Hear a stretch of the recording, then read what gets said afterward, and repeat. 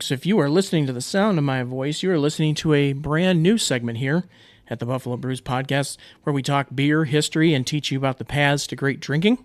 And I am Jason Edinger, and with me is Craig Altobello. He is a beer cicerone. He is the owner of Magic Bear Beer Cellar, and he's, in my personal circle, he's starting to be known as the Lord of Larkinville. So, if you listened previously to episode 25, you learn about Craig's beginnings, your management at 716, and then to present with the success of Magic Bear, which you're now past your first anniversary. And whether it's you just stop in for a cold one or your new collaboration releases that you're doing all the time, or Trivia Night, which I'm proud to brag that I'm undefeated in. There you go. In Trivia Nights. You see Jason, turn around. Just grab to go. So you can choose also from a dozen ever-rotating selections on tap here. There is a can and bottle selection like no other, some of which we're about to tap into today. Speaking of tap, because we've got sponsorship, so the Tap and Craft Festival that's coming to us on, you've got a major hand in that coming up as part of the VIP curation. So you got some work ahead of you with some great selections. I teased about it last episode. I didn't give away the farm because there's some great selections on hand. I just didn't say from whom. So yeah, we're working on that as we speak. We just want to make sure it's a good festival. Yeah. So what are we sitting down? What are we drinking here today? To start off with. So we are starting off today. We're going to kind of dive into Trappist beers of Belgium. We're going to be kind of exploring over the course of the next few episodes of this, just the Belgian culture and the Belgian style, whether it be from Belgium or the Belgian styles. But to start, I wanted to dive into Orval, which is a Trappist beer. So, a lot of people might have heard the term Trappist. Orval is not one of the big ones that pop out to people, but I always like to introduce people to Orval because it kind of breaks the mold of what a Trappist beer is, because most Trappist beers, if you're thinking of Trappist, let's talk about the styles first. You have a single, a double, a triple, and a quadruple. Very difficult to remember those. Funny part about that is they actually, don't know exactly where the names came from. Obviously, there's a lot of historians through literature, and then the time frame have, decided it's most likely was brewed that way because you do a type of brewing or mashing where you take the strongest part of the wort and you make, it's called the first runnings, kind of like when you do maple syrup. That's the thickest, most viscous, and heaviest in sugar with, the highest degrees Plato or original gravity, which we'll jump into that in a further episode. And you can make bigger, stronger beers with that. Stronger is ABV. So then they thought, all right, well, they probably start with a quadruple and then the next runnings and the next runnings and so on and so forth. But they used to label them with 1X, 2X, 3X, kind of like the cartoons. You would see those X's on the barrels because, these breweries and Trappist monasteries were during the time where the majority of people were illiterate. So they literally kind of indicated, hey, how strong is this beer? It's a single, double, triple, or quadruple, which meant how good it was alcohol-wise, and you also knew how much money you're going to have to dish out. Similar to that is kind of like Scottish ales where they had shillings. So there was a 60 shilling, 70 shilling, 80 shilling, because it was less about what did you call it. Didn't have to have all these fancy names that we have now or cool labels and this, that, the other to draw you in. It was how much is it going to cost me? And then I want to know how much bang for my buck am I getting. So that's, one of the cool things about the styles is there's not a ton of them. So this Orval breaks the mold a little bit. It's a little, leans more towards the Saison style, which is southern Belgium in the Wallonia area, and Saison literally translates to season.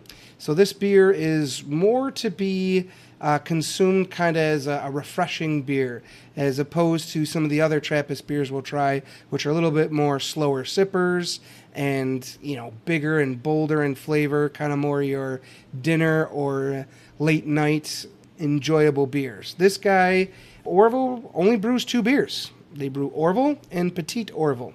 So the actual style of this beer, being a Saison, we should kind of talk a little bit about the Saison style. Okay. First, I think we should do is look at this beer, try this beer, and then we'll dive into the style. So first and foremost, cheers. Cheers.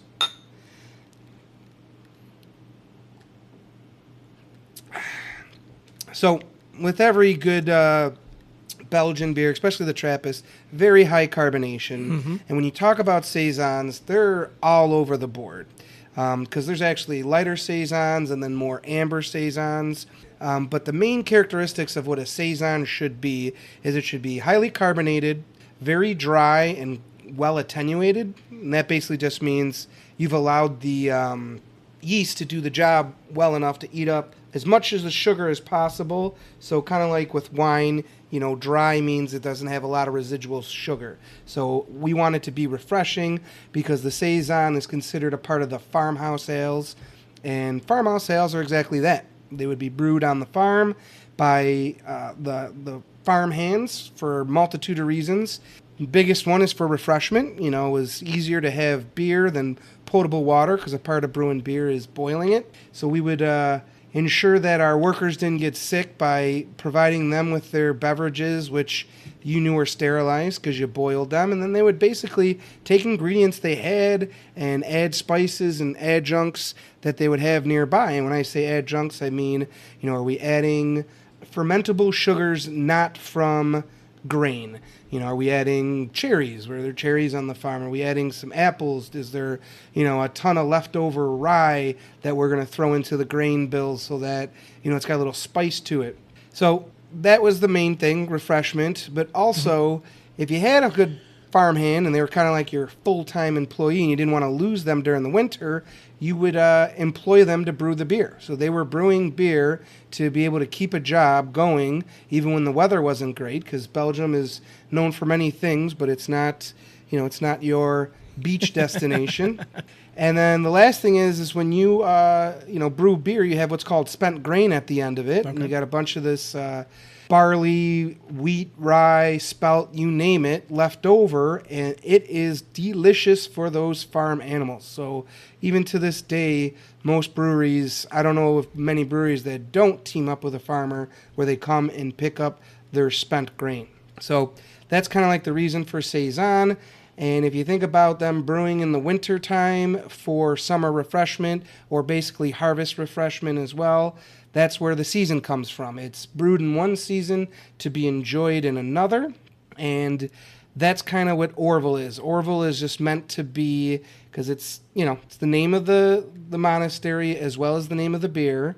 But when we drink this, it's a refreshing, welcoming sip every time. So really good with dinner. It's really good on a hot day. It's one of those beers that really can be drank on any occasion. And that's typical of the Saison style. Some people ask me, hey, what's your favorite beer? And I've drank so many beers, and the easiest answer I have been coming up with lately is whatever beer is in my hand, But if I had to pick my desert island beer, which I call it, which means if you can only drink one beer style or one beer for the rest of your life, it's the only thing that's left on the island. Saisons, to me, they provide a lot of character, a lot of flavor without being too much. So that's kind of my first dip into it. We could dip a little bit more into Trappist breweries, but I'm going to let Jason do a little talking here. I'll do a couple more sips and see what he has to think of this beer. So one characteristic that you can see right away is what they call the lacing on the glass after those first couple of sips. It really clings nicely to the glass. So we're talking like barley malt. Some cases we're doing candied sugars. The rare occasion, the hops, wheat. It definitely has a dry sip on that, or the dry taste on that first sip. Mm-hmm. And it's a nice, not quite amber, but not a light, we talk about the SRM or the standard reference method for, the colors of beer. And, it's got this great, just slightly hazy, not like a hazy IPA or anything, but, it's got this just light gold, if not, golden hue to it. Bordering on the cusp of being almost amber, but it's still in the golden family. So, pleasing to the eye, pleasing to the palate. You bring up that Belgian lacing, and one of the main reasons they call it the Belgian lacing is because there is so much carbonation and there's so much proteins in the beer that it provides nice head, nice foam. When I first poured this beer, it was about half foam, half beer, and then it slowly drips down the glass, but you should see a concentric circle ring as you're drinking kind of go down the glass for every sip. And that is because of the beautiful head that Belgian beers create from the yeast that really does provide a nice rocky, thick, dense head, but also clean glassware. We pride ourselves on hand washing every glass here at Magic Bear, but you will not get that Belgian lacing with just any washed glass. You have any type of lipstick or residue, any type of soap still in that glass, you're going to see just random sticking to the sides with the bubbles, and right. Especially if you see it, not sticking whatsoever. People don't think that a quote-unquote dirty glass would change the characteristics of a beer, but it certainly will. Oh, absolutely. You were talking about food pairings. One of the things that I actually pulled from their website where they made recommendations as far as food pairings, they talk about, there's where I need my readers there. First time I've ever had to break out the readers for an episode. A lot of detail when it comes to the Belgians. That's right. So they talk about mild semi-soft cheeses, warm brown breads, fresh pear, steamed mussels or clams done in paired in cream sauce, oysters, smoked. So we're definitely like a lot of Belgian ales, very much into the seafood family. And then one of the notes I took off of here was talking about the lacing. They were the first ones that I read about where it talks about the Belgian lace, quote unquote. And then they said it's excellent with a homemade cigar as well. And there you go. I mean, few things aren't good with a good cigar. But if you notice all that food, one of the big things there is they're all, kind of fatty or kind of rich. A lot of cheeses, cream sauces, and what makes, Belgian beers, and specifically something, light with a touch of bitterness like this Orval, but that high carbonation cuts through all of that. Mm-hmm. You want a beer with some good carbonation for anything. Those types of cheeses, those semi-soft, they kind of coat your mouth. You're chewing on them, and, next thing you know, you're tasting that cheese on every next bite that you have. So you have a couple of sips of beer, kind of refreshes, cleanses your palate. So you're ready for more cheese, more food, but definitely more beer. So that's one of the beauties of pairing beer with food. The Belgians do it the best. They actually have what they call beer à la cuisine, or roughly beer, the cuisine with beer. So not only do they respect beer as a part of the meal, not just a drink to go with it, but they often cook with it. You talk about the seafood and the mussels. A lot of times you'll hear of moule frites where they're actually using the beer within the broth. They are, putting the darker beers into their breads. And, it kind of just has this harmonious, because we talked about the Saison style and then this Orval being similar to it. They're very open to the brewer's interpretation, but one of the consistent things about Belgian beers is everything should have a balance to it, and this beer definitely has a balance. You have the spiciness, a little bit of bitterness from the hops. You have a nice grain malt flavor. That fermentation brings that spiciness, but then some esters. So when you're drinking and you hear about yeast flavors, basically you're getting esters, which are fruity like pear or apricot, and then you have phenolics, which are more like your clove or some of your baking spices. We get a lot of that with this yeast. And then, talking about yeast with Orval, one of the other cool things that they do, and most Trappist and Belgian beers do what's called bottle conditioning, where they leave a little bit of viable yeast still in there, which means the yeast can still convert alcohol or sugar to alcohol. And what it does is it scavenges all the air that's in there, because what it'll do is it eats up the air, it eats up the sugar, and then it produces carbon dioxide and alcohol, two things that we love, bubbles and alcohol in our beer. Right. But what Orval does is they use the yeast around them. Talk about, using what you have nearby. They'll use wild yeast to bottle condition, which one of them is Brettanomyces, which means the British fungus. But in the field we call it Brett, or enthusiasts they call them Brett or Brett beers. That one really is good for aging beers because it will continue to eat anything that's in this bottle and really just make sure that it doesn't oxidize. However, it does provide a lot of what they call barnyard flavors. So it could, that's a weird term to use, but to me, I like saying funky, because we're a little bit more with funky cheeses, but when we talk about barnyard or horse blanket or horse sweat, it's not the most appealing definitions or characteristics that you'd want to say about your beer or food. But what it really kind of means is it's got this, kind of hay-like rustic type of flavor to it, where you kind of feel like you are sipping on the farm, and, you know, taking a quick break from work in the field and enjoying a nice little libation and refreshment. Yeah, not overly bitter in that characteristic. This one here actually coming in at about 32 IBUs, so nice and easy going, 6.9 ABV. One of the interesting things I read about this was it says that the original gravity on this is a 1.055. Now, there's people who are listening to this right now probably cocking their head to the side wondering what, but for home brewers, that's a little more of an important number, because I guess this beer starts in at about 5.25 ABV and it heats up to where it gets to that 6.9 in a relatively short time. So that makes it really appealing. And again, it brings out that, to me, I mean, it's not the right word, but it's the word that I'm thinking of. It brings out that almost earthier, flatter taste, not bitter, and it reminds me so much of a farmhouse. I know a lot of people don't. You can either take or give that type of style. For me, I really enjoy it. There's a couple of breweries around the Western New York area that specialize in that. One that comes to mind is down in Mayville. The folks down at Big Inlet really set on a nice farmhouse down there, and it's kind of the right territory for it too. Farmland out there, rural Chautauqua County. It's very nice. Yeah, when you think of these beers, you think rustic. You know, you think about not being too over the top. It's just about having a good beverage, and then you think about, what am I eating? Who are the people I'm with? You know, not that it takes a back seat. It's just, it doesn't need to be the star. It doesn't have to hit you with a million different flavors. It just needs to be a good beer. And the Belgians did a good job, specifically the Trappist breweries did a good job at producing great beer. I mean, let's talk a little bit about, the Trappist monastery. You know, they brewed beers in the beginning for two main reasons. It was to welcome, foreigners or any guests of the monastery. You would provide them with some beer.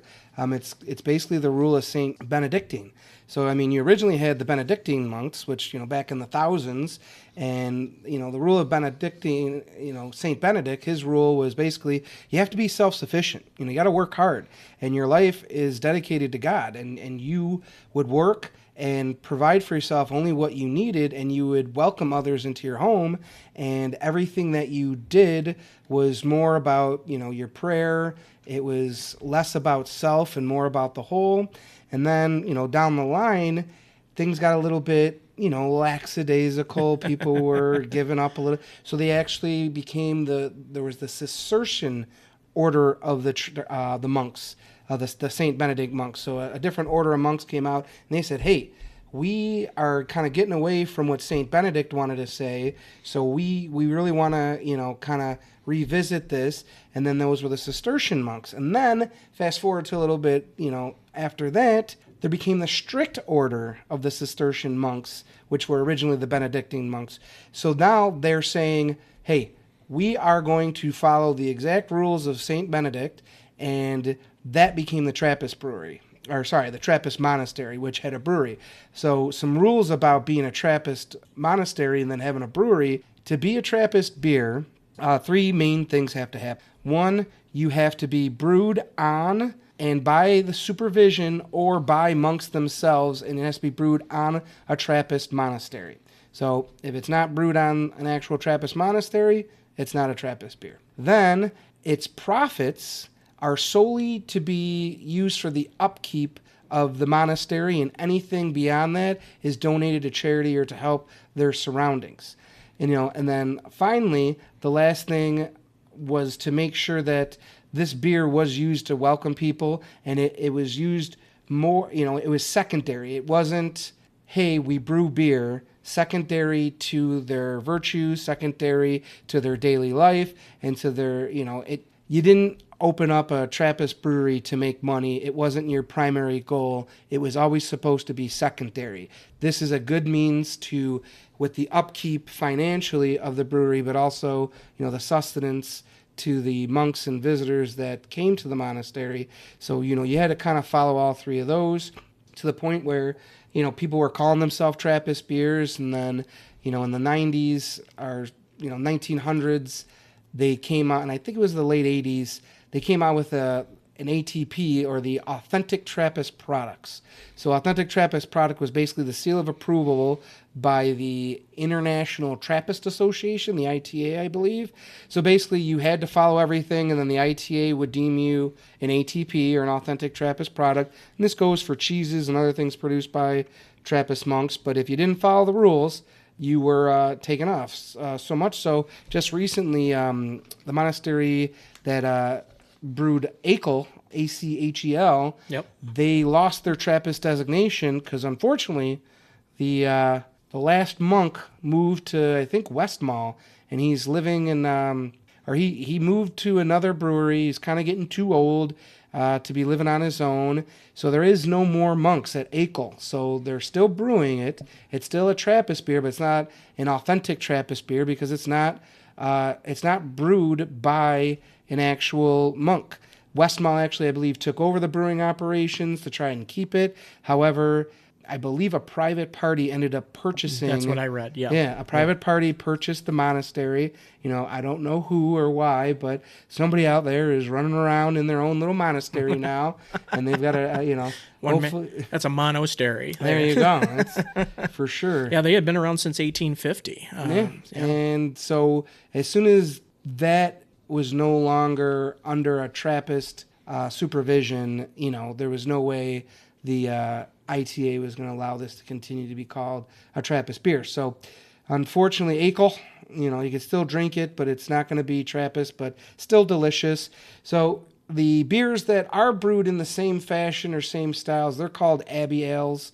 So, you might hear that. One of the big ones is, Brewery Ommegang here in Cooperstown, New York, not too far away. Beautiful, beautiful place. One of my favorite breweries to visit.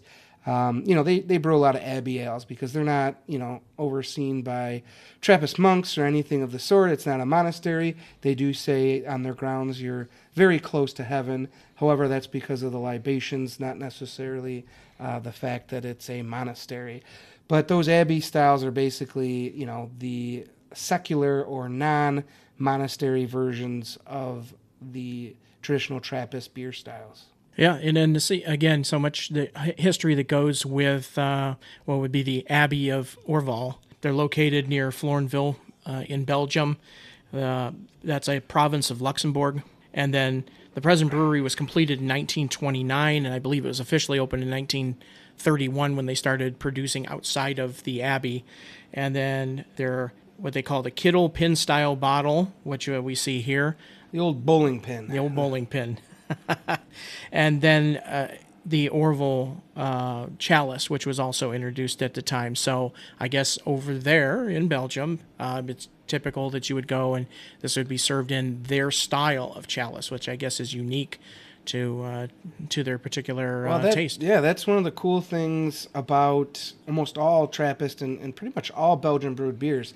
They come up with their own glassware. They say that the glassware we've developed is the best to accentuate the attributes of the beer that they brew, and they take their beer, their beer culture, and the seriousness of their beers to such point that if you go to a bar that's serving these beers and they run out of the Orval chalice or any.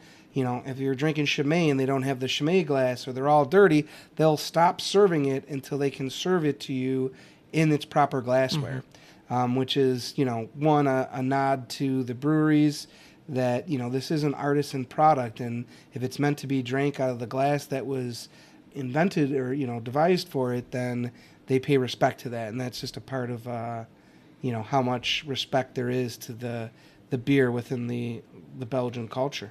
Another cool thing is I'm fiddling with this bottle cap. You'll see on the bottle as well as the bottle cap.